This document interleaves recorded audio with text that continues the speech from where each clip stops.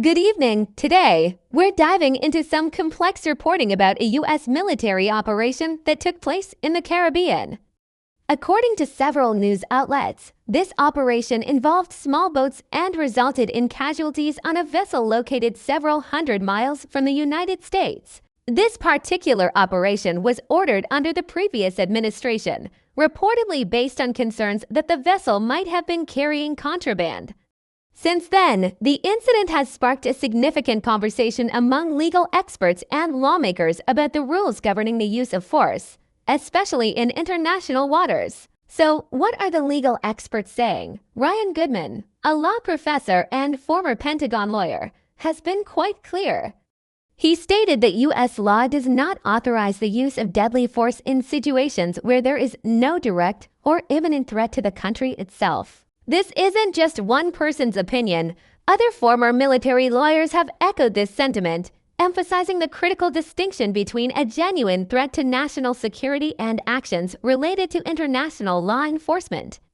It's a fine but crucial line. Adding another layer to this, recent reporting indicates that the vessel in question was not even headed towards the United States. Instead, it was apparently en route to another country within the region. Sources familiar with these types of operations have pointed out that a significant portion of the cargo in similar shipments is typically bound for international destinations, not the U.S. mainland. This detail has led many experts to question whether the operation was conducted in strict accordance with established legal protocols.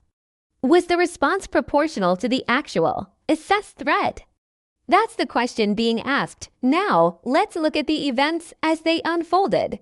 Video and surveillance reports, which have been reviewed by lawmakers, apparently show that there were survivors on the vessel after the initial strike.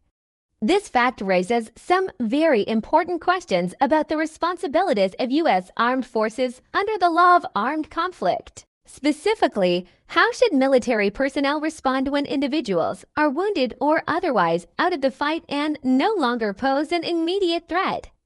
Admiral Bradley, who was overseeing the operation, did consult with military legal advisors before ordering any subsequent actions. That's standard procedure.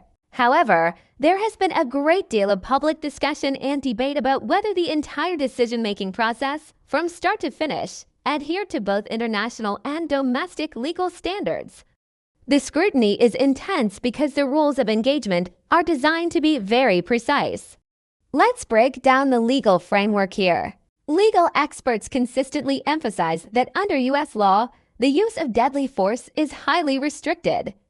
It's generally reserved for very specific circumstances, like self-defense against an imminent threat or a direct attack on U.S. forces or the nation. Most specialists in this field agree that any military action, regardless of where it occurs, must be fully consistent with both the law of armed conflict and our own domestic laws. There isn't much wiggle room. In response, lawmakers have formally requested more information and clarification on exactly how the intelligence assessments were used. They want to know how the level of threat posed by this vessel was determined. Some reports have suggested there was a degree of uncertainty about the vessel's cargo and whether it had any additional support nearby. This uncertainty is a key part of the ongoing review, as military legal advisors continue to evaluate every aspect of the operation for compliance with military regulations. This incident isn't being viewed in a vacuum.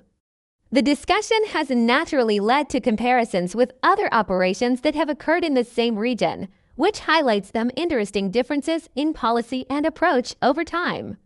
For instance, in more recent operations under the current administration, reports indicate that U.S. forces have actually rescued individuals after similar incidents. This suggests an ongoing evolution in policy and operational procedures, perhaps in direct response to the questions raised by this very event.